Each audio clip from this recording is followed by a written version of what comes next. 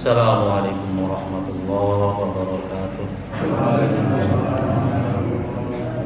Bismillah, alhamdulillah, salatu wassalamu ala rasulillah Sayyidina Muhammad ibn Abdullah wa ala alihi wa sahbihi wa mawala wa la hawla wa la quwwata illa billah.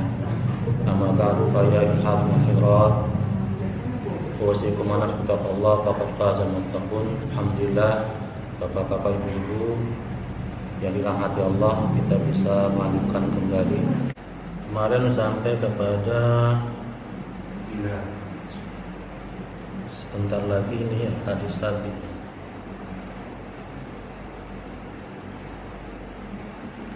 Faqala laha, maka suaminya berkata untuk istrinya, la tas'alini fadhahabat wa fatahat al-mandila fa idza turabu shara daqiqan billahi ta'ala. Janganlah engkau bertanya kepada saya. Fadhahabat wa fatahat al-mandila, maka istri tersebut pergi dan membuka kainnya itu yang dibawa suaminya. Fa idza turabu, maka tiba-tiba pasir itu, tebu itu, shara daqiqan, berubah menjadi tepung billahi ta'ala, dengan izin Allah Ta'ala. Fasajada syabu syakiran, maka bersujudlah pemuda tadi, bersujud syukur. Wa indallahi hatta tawafahu Allah azza wa jalla, sehingga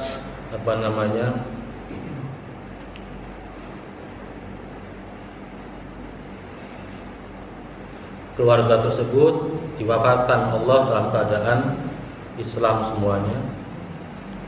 Qala al-faqih rahmatullahi alaihi, ulama ahli faqih atau pengarang kitab ini berkata, irfa'u aydikum ila samai, angkatlah tangan kalian semua ke langit, wa qulu, dan berkatalah dan ucapkanlah, bi hurmatil jum'ah ighfir lana dzunubana waqshif anna kurbatana. Dengan kemuliaan hari Jumat, ya Allah, ighfir lana dzunubana, ampunilah kami dosa-dosa kami, waqshif anna kurbatana, dan berikanlah kemudahan, kelapangan atas kesusahan kami. Wa hadzal syab, dan pemuda ini lama da'allaha wa syafi ilahi, ketika berdoa pada Allah dan memohon syafaat kepadanya, bihaqi yaumil jum'ah, dengan hak hari Jumat, hatta qada hajatahu wa razaqahu min haitsu la yahtasib, sehingga Allah mengabulkan hajat-hajatnya, wa razaqahu, dan memberikan rezeki, min haitsu la yahtasib, dari arah-arah yang tidak disangka-sangka. Fakadzalika, maka begitu juga nahnu, kita semua, idza da'auna yaumal jum'ati, jika berdoa pada hari Jumat, asallaha ayyaqdiya hawaijana fa innahu raufur rahim wa ilahun karim. Mudah-mudahan Allah mengabulkan, menunaikan hajat-hajat kita, karena sesungguhnya Allah zat yang maha pengasih, penyayang, wa ilahun karim, dan Tuhan yang maha mulia. Jadi ini hadis ini, kisah ini menerangkan tentang, di antaranya adalah keutamaan hari Jumat. Di mana hadis diterangkan bahwasanya hari Jumat adalah hajjul fuqara'i wal masakin, hajinya orang fakir dan miskin. Ternyata hari Jumat adalah sayyidul ayyam, hari yang paling agung. Dan di situ dijelaskan bahwasanya amalun shaghir indakum indallahu kabir, amal perbuatan yang kecil menurut kita, tapi di sisi Allah nilainya besar. Ada kisah, itu ada seorang ulama yang bermimpi, orang soleh bermimpi. Mimpinya itu suruh menemui seorang pemuda dan sampaikan kepada pemuda tersebut bahwa dia termasuk ahli surga. mimpinya ketemu Rasulullah. Bermimpi sampai 3 kali. Malam pertama mimpinya seperti itu. Malam kedua mimpi lagi begitu lagi. Malam ketiga mimpi lagi begitu lagi. Suruh pergi ke sana, temuin pemuda itu. Orang tersebut katakan, salam Rasulullah, dia penghuni surga. Akhirnya berangkat untuk umroh karena daerah pemuda itu berdekatan dengan daerah tempat umroh, daerah Mekah. Berangkat, sudah umroh, dia nanya rumah di daerah ini di mana adanya, dicari, ketemu, dicari. Saya ingin mencari Fulan bin Fulan bin Fulan. Warga situ kenal semua. Cari ketemu, Anda namanya Fulan bin Fulan bin Fulan? Iya. Ada salam dari Rasulullah, Anda termasuk ahli surga. Nangis Pak. Kemudian nangis. Saya lihat, kata pemuda tadi, saya lihat kamu orang soleh, tapi kamu bohong sama saya. Kata yang menyampaikan berita tadi, wallahi saya nggak bohong. Bagaimana saya penghuni surga?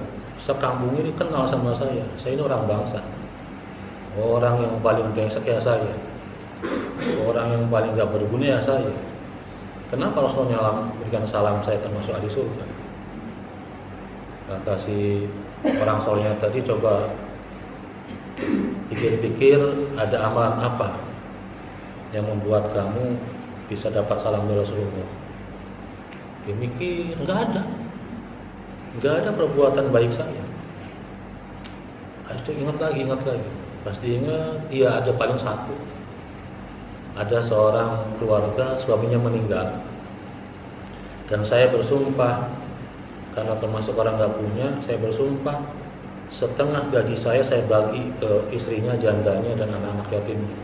Dan itu saya laksanakan sampai sekarang.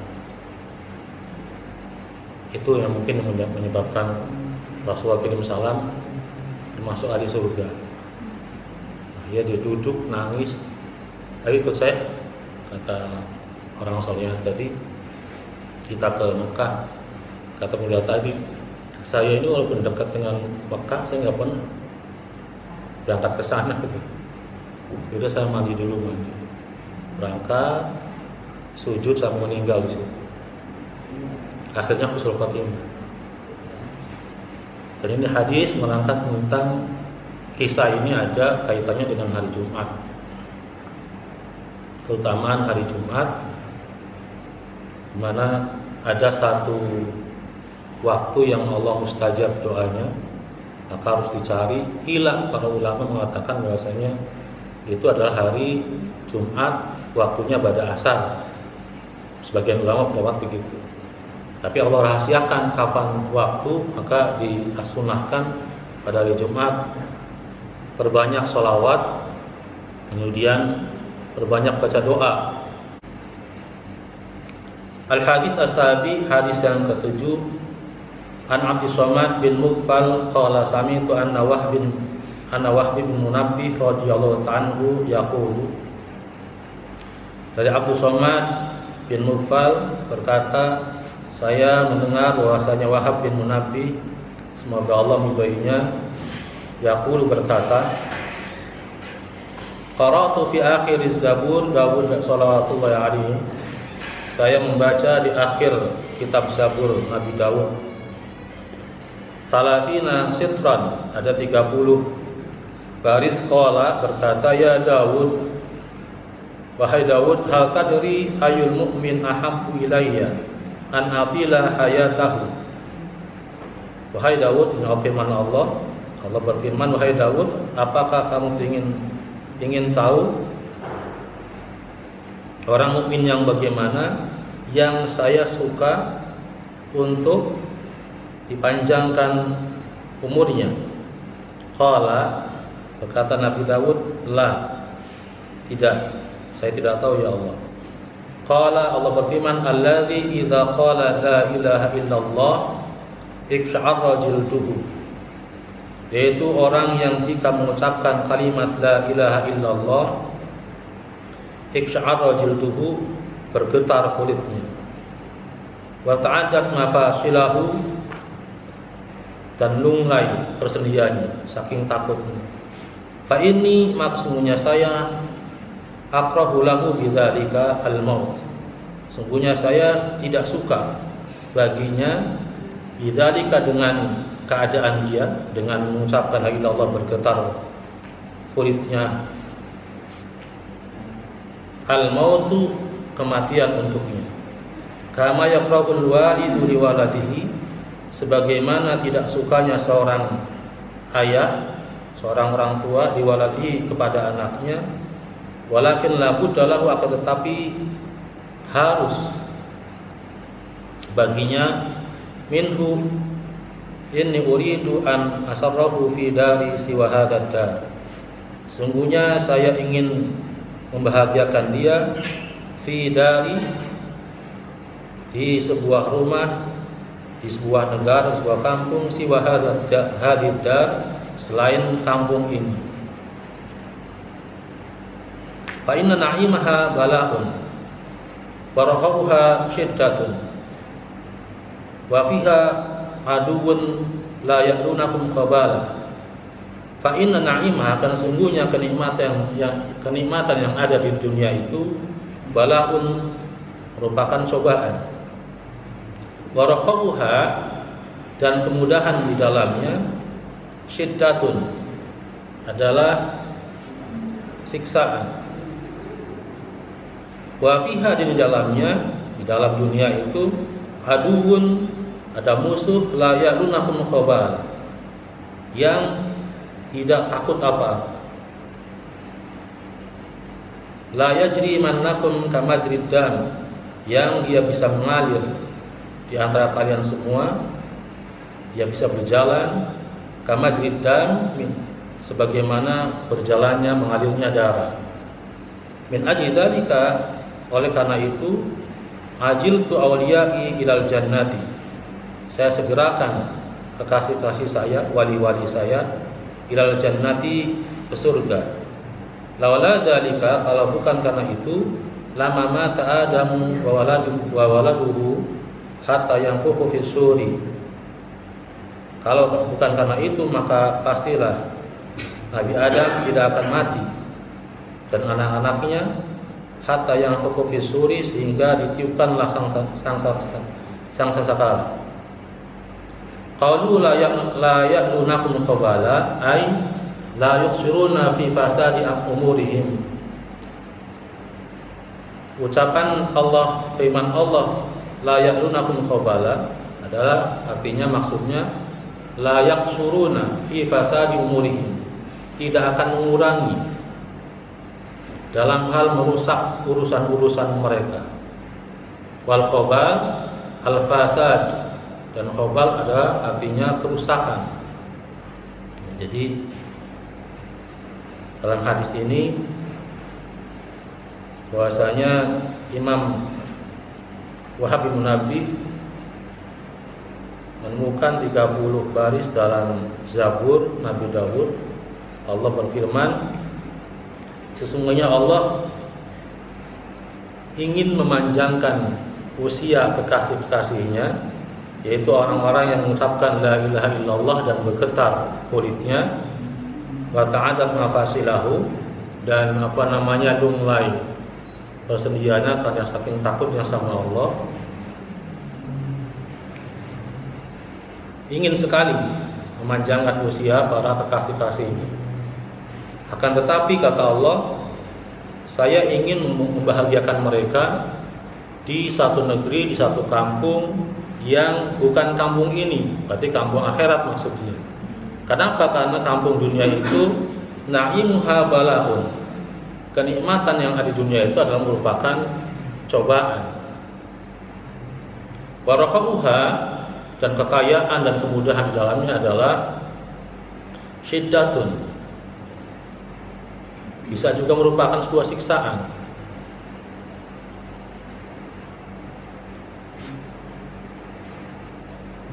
Wa fiha aduun la ya'lunakum khabala, dan di situ ada musuh yang tidak akan mengurangi sedikit pun kehancuran, usaha untuk menghancurkan perkara-perkara manusia dan rusaknya serusak-rusaknya.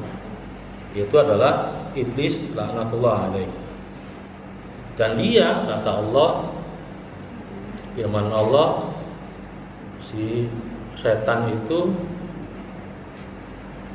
yajri minkum, berjalan di antara kalian kama jridan, sebagaimana berjalannya aliran darah. Bahkan para ulama menjelaskan bahwasanya ketika di Al-Quran menjelaskan iblis mengatakan, saya akan mendatangi mereka dari kiri, dari kanan, dari atas, dari bawah, Allah izinkan, kecuali hatinya. Kata Allah, hatinya nggak boleh, iblis nggak bisa masuk hati, tetapi boleh lewat aliran darah. Nah disitulah sebenarnya dengan sebab itulah iblis juga akhirnya tahu kondisi hati kita bagaimana, karena lewat aliran darah tadi, tetapi nggak bisa tembus ke hati, karena tadi lewatnya tadi seperti aliran darah.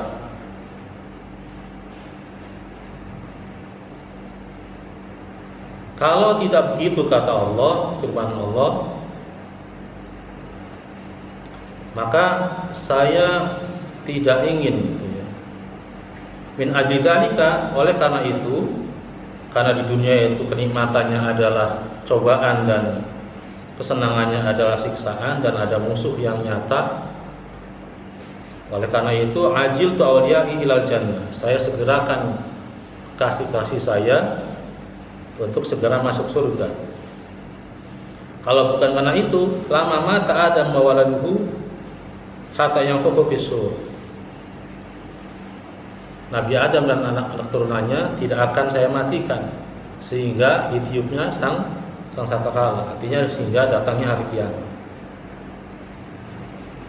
Jadi yang namanya iblis itu sudah digambarkan sama Allah di kitab Zabur saja, la ya'lunakum qabala, tidak akan mengurangi usahanya sedikit pun untuk membuat kehancuran urusan manusia, urusan anak Adam. Mau ibadahnya, mau apanya saja, semuanya harus dihancurkan. Kalau dia rajin ibadah, ya munculkan supaya, wah kamu paling rajin ibadahnya, wah kamu paling, kalau orang alim ya paling alim, kalau orang ini ya paling alim, sehingga muncullah riyanya, ujubnya. Sehingga dengan munculnya itu otomatis hilanglah amal-amal ibadah yang kita lakukan.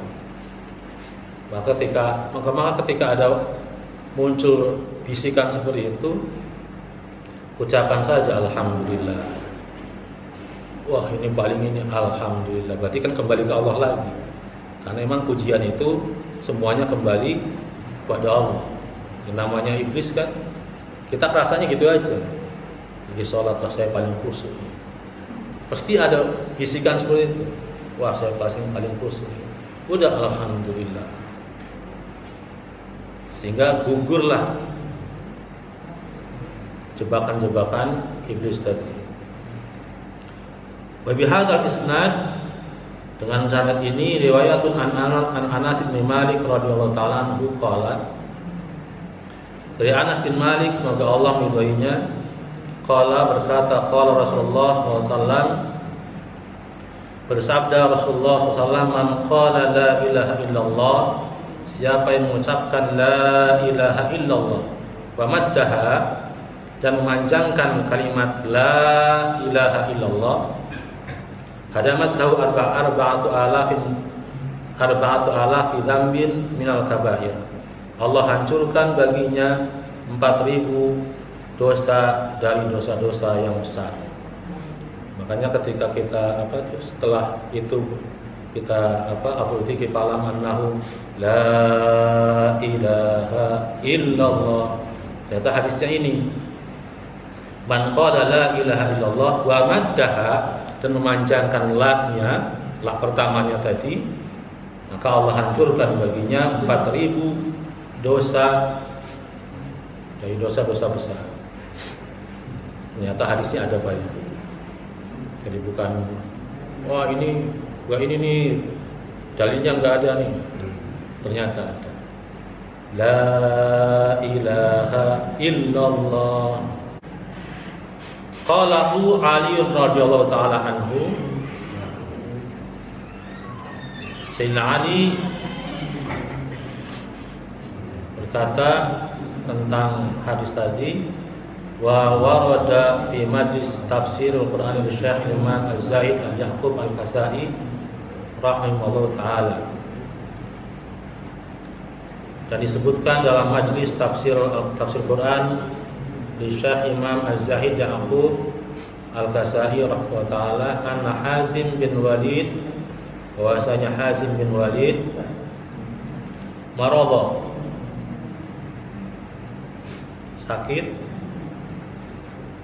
fa in tabiban fa khadha nubdatahu qala laysa fi alat illatun.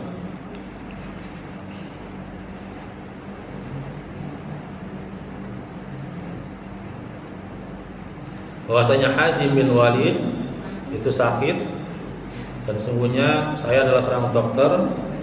Fa akhadha nabdahu, kemudian saya memeriksanya. Qala, saya berkata, laisa fihi illatun. Dokter tadi berkata bahwasanya tidak ada di dalam dirinya itu sebuah penyakit, enggak ada sakitnya. Kenapa enggak tahu. Walakin is'aluhu an halihi, akan tapi tanyakanlah kepadanya tentang keadaannya. Fa innal mar'a a'lamu bi sya'nihi. Karena sesungguhnya orang itu lebih mengetahui tentang keadaannya. Fasaluhu, nah kemudian mereka bertanya kepada Al-Hazim. Qala laysa fi nafsi illatun wa illatil khauf min Allah Ta'ala Al-Aziz Wahhab. Berkata Al-Hazim, di dalam diri saya tidak ada penyakit. Wailati, dan penyakit saya adalah al-khawf, adalah rasa takut minallahi, kepada Allah Al-Azizul Wahhab, zat yang maha agung, yang maha pemberi. Wa khawful aradi wal hisabi, dan saya takut pada hari di mana dibentangkannya semua perbuatan-perbuatan, wal hisabi, dan hisab. Wa khafu zawal iman, dan takut akan hilangnya iman. Tauhid itu harus benar-benar tertanam dalam diri kita sehingga menjadikan iksya'ar jilina, kulit kita bergetar, hati kita bergetar. Wallahu a'lam bishawab. Kita tutup dengan doa kafaratul masjid. Subhanakallahumma bihamdika asyhadu an la ilaha illa anta astaghfiruka wa atubu ilaik. Wassalamualaikum warahmatullahi wabarakatuh.